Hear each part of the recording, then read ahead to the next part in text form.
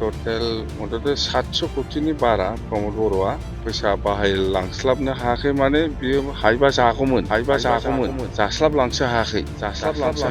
हास्लाबबाथ' जाजोबलांगौमोन बियो खिन्थु हास्लाबाखै सिबाय दा बे थाखाजों जों खामानि मावगासिनो दं 3 मास जाबाय 3 मासनि गेजेराव जोङो गोबां माने प्रमद बर'आ जाबाबो जास्लाबलांनो हायै माखासे थाखा थालांदों जाबाबो जास्लाबलांनो हायै माखासे थाखा थालांदों बे थाखाजों जों बानायगासिनो जोबथायाव दंबावो पलिटेकनिक बेबो प्रमद बर'आनो बेहाय जानांगौ होननानै माने थिग खालामनानै गालांखानायखा खिन्थु फैसा गैयामोन खोथाखौल' बुंदों बियो माजों मावगोन दा जोङो बिथांनि बे थिग खालामनायखौ जोङो सनमान होदों सनमान होनानै बिनि सायाव जे थाखा सेंसन खालामनांगौ बेखौ जोङो दा थाखा सेंसन खालामनानै जोङो दिनै खामानिखौ स्टार्ट खालामनांगोन रायजोफोरनि सिगाङाव जेरै खोथा होदों बेबायदि जोङो मोनसे जोङो मावफुंलांगोन जोंनो जिहेतु दा सरकाराव दं जों दिनै 3 मास जाबाय 3 मासनि गेजेराव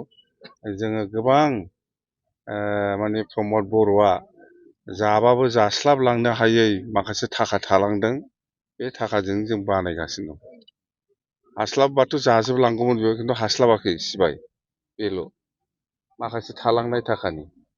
मिथिबाय बेखिनि थाखाजों जोङो बानायगासिनो दं ओमफ्राय बिनि उनाव नेक्स्टआव थिपकायाव दंबावो पलिटेकनिक बेबो प्रमद बर'आनो बेहाय जानांगौ होननानै माने थिग खालामनानै गालांखानायखा खिन्थु फैसा गैयामोन खोथाखौल' बुंदों बियो माजों मावगोन दा जोङो बिथांनि बे थिग खालामनायखौ जोङो सनमान होदों सनमान होनानै बिनि सायाव जे थाखा सेंसन खालामनांगौ बेखौ जोङो दा थाखा सेंसन खालामनानै जोङो दिनै खामानिखौ स्टार्ट खालामनो नागिरदों आरो आयुष्मान हस्पिटाल दङ बेयो गभर्नमेन्ट अफ इन्डियानि प्रजेक्ट खोब मोजां प्रजेक्ट बेखौबो जोङो दिनै अन्थाइ खाम्फा गायसनगोन आरो बिनि थाखायबो थाखाया सेंसन जाबाय टेन्डारबो अलरेडि प्रसेसआव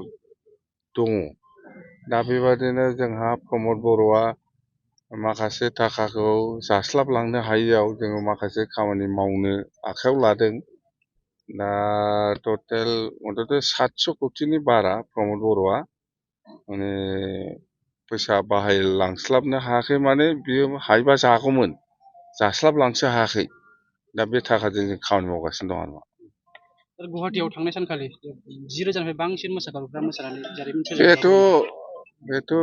जोंनि बर' हारिनि थाखाय जोबोद देरगाथाव आरो बाख्नायथाव जोङो सिगां नरेन्द्र मदि बिथांखौ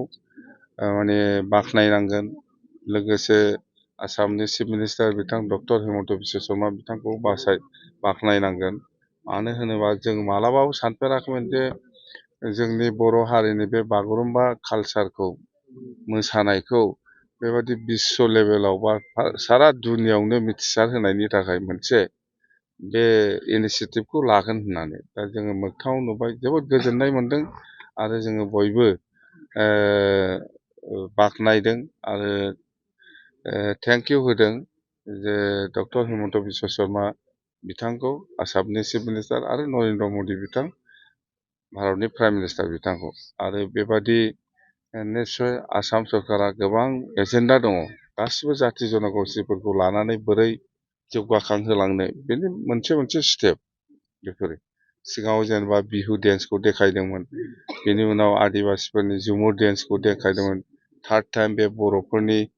मोनसे बागुरुम्बाखौ खालामबाय बेनि उनाव हयथ' राभाफोरनि खालामगोन हयथ' गार'फोरनि खालामगोन हयथ' कच राजबंशिफोरनि खालामगोन मथथे मोनसेनि उनाव मोनसे बे इनिसियेटिभखौ लानाया जोंनि थाखाय बाख्नायथाव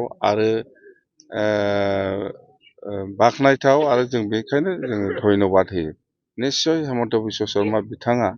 आसामनि चिफ मिनिस्टार बिथाङा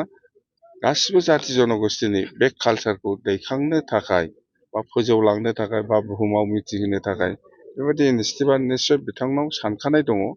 आरो बेयो जाफुंसारगोन